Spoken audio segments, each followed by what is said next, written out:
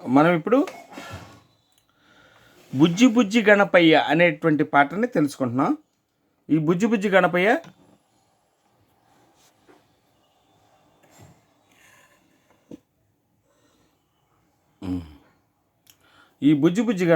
పాటను తెలుసుకుంటున్నాం. ఈ బుజ్జి గణపయ్య ఒకసారి నేను స్వరస్థానాలు చెప్తాను. సా ఒకటవ రి, రెండవ దా, ఒకటవ దా, ఇంతవరకే పల్లవిలో వస్తాయి. చరణంలో వచ్చినప్పుడు నేను చెప్తా వేరే స్వరాలు వస్తాయి. ఇది గా కాబట్టి గమ్మమ్మ దద్దమమ్మ గా, గమ్మమ్మ దద్దమ ద రి, ద రి అట్లా వస్తుంది అనమాట. ఒకసారి పరచుడు. బుజ్జి బుజ్జి గణపయ్య బొజ్జ గణపయ్య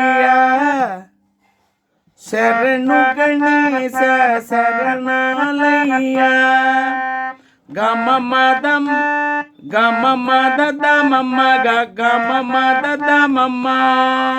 ఫస్ట్ గమమదమమ్మ గమమదమమ్మ మాదరి. చూడండి ఒకసారి. గమమదమమ్మ గమమదమ మదరి. బుజ్జి బుజ్జి గణపయ్య బొజ్జ గణపయ్య శరణు గణేశ శరణాలయ్య గమమదమమ్మ గమమదమమ్మ. ఈ రెండు యొక్క లైన్ స్వరాలే ఈ పల్లవిలో ఉన్నటువంటి అన్ని పాటకంతకు వస్తుంది. ఒకసారి రెండవ చరణంలోనే రెండవ భాగం చదువుతాను. ముజ్జగాలు ఏలెకన్నె మూల గణపయ్య శరణు గణేశ శరణాలయ్య బుజ్జి బుజ్జి గణపయ్య బొజ్జ గణపయ్య శరణు గణేశ శరణాలయ్య పంబ నది తీరన వెలుగుతున్నవయ్య పంచగిరి వాసునికి తోడు ఉన్నవయ్యా. ఇక మన ఇష్టం ఇట్లా అదే స్వరం వస్తుంది అనమాట.